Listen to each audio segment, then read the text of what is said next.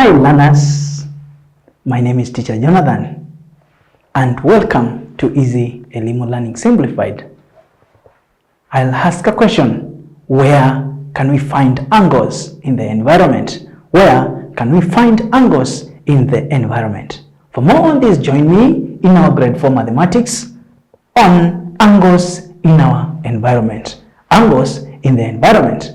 And I will start by reminding ourselves how we learned about identifying an angle, and we used the clock face that we had here, and we said the amount of turn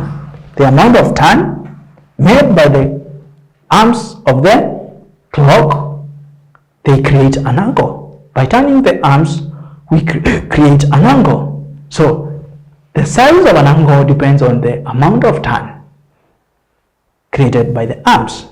Now, with that, I would like us to pair into and answer this question. In our environment, we have two of them.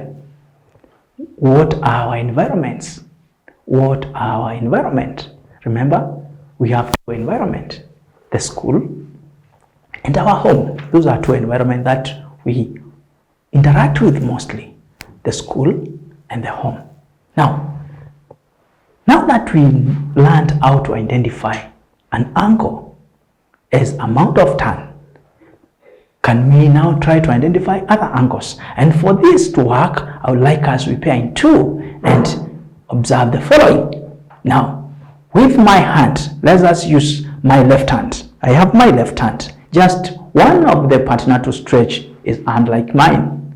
Then try to bend your elbow. Just bend your elbow like this. Let us try to work that. As you observe your partner, just raise your hand like this. The hand was straight.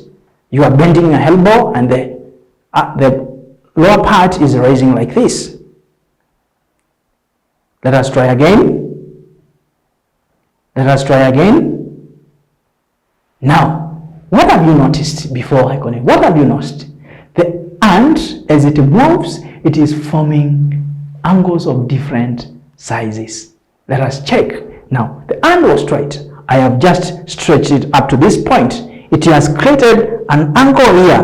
The amount of turn in between is what we are calling an angle. As I reduce it, the angle is becoming smaller. The angle is becoming smaller. As I stretch it upwards, the angle is becoming bigger. It is increasing in size. It is increasing in size. Now, can we do that in our pairs? You are working, you do and your partner do. You do, I do. You do, I do. Now, can you change the other arm? You do the same. As you raise up, the angle created in between is quite bigger. As you raise your hand further, it starts reducing in size. It becomes smaller. It is increasing in size. It is increasing in size. We are increasing the angle in size. Now, learners, as we have done that, I have one more question. And we'll use the clock face. Now, can we join in our groups? We use the clock face. Now, if you compare this angle here, the amount of turn here, and this one to the halfway, or let me reduce a bit, this one, which one is bigger than the other? Victoria, which one is bigger than the other? The first one was just a quarter turn, like that, and now I reduce my hand like this. Which one is bigger? The second one is a bit bigger than the first one. So, if I can sketch, the first one was just like this. That was the first one. That was angle created here. Then we call it angle R. Then the second one, I just reduced it like this. This is angle B. So, which of these two is bigger? I've done it here. It was like that, the first one. So, for me to increase it, I just adjust one of the hand to increase the size. So, angle B is bigger than angle R. Angle B is bigger than R. So, what does this mean? Angles are of different sizes. Angles are of different sizes. That is very correct, Tom. Now, let us try to identify angles that are found in our environment. And we will start with the school year. We will start with the school year. Join me. I have a board here with me. This is our board where we are writing. Now, who can show me an angle that has been formed by our board? Anybody who can observe it? Yes, Jane can observe it. We have an angle formed here at the joint where this side is joining the other. We are forming an angle here. So this is the amount of time that has been created here. This is an angle. This is an angle. This is an angle that has been created. We also have another angle on this side. On the other side also we have another angle because it has been formed. And this side also we have another angle that has been formed by the corners of our board. That is very correct. Jen has given us. Now, Victor, another angle you can observe. Yes, Victor is bringing us to the table. He's saying the table is forming an angle where this line is joining this other one. So there is an amount of time in between here. So this is an angle that has been created from our table. That is very correct, Victor. That is very correct. This is an angle. Now, further, when you come also to this other side, you will also find there is another angle that has been formed by this edge. By this edge. Or you observe at the bottom, there is also another angle that has been formed by that edge. Even our chairs, they will also form angles. Now, let me ask, can you identify more angles that are formed by various parts of our class? Yes. John is saying the corners of the door. The corners of the door are forming angles. So our door, the doors are forming angles, and these are the corners of the doors.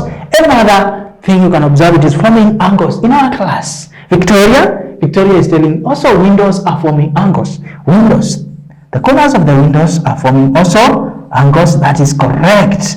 That is very correct because you can see them as the way we have identified them on our table and from our board.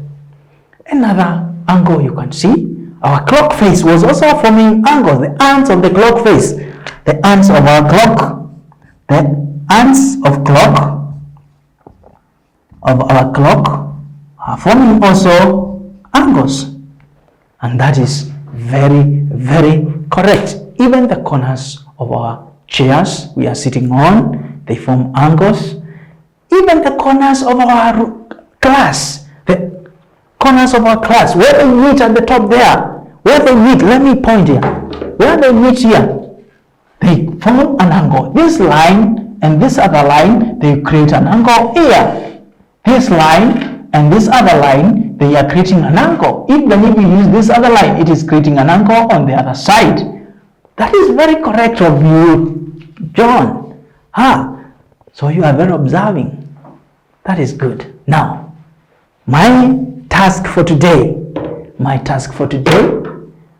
identify different angles formed by different items that are found in our houses, and make sure you trace those angles. Try to draw them with the amount. If it's smaller, draw it the smaller way. If it's bigger, draw it the bigger way. And by so doing, you will have known how to identify, and also not only to identify the angles, how they look like, but also you can identify them in our environment. Remember to draw them also. You can also involve your parents and your siblings to help you identify more angles where maybe you cannot see them. Thank you, and let us meet again in the next lesson.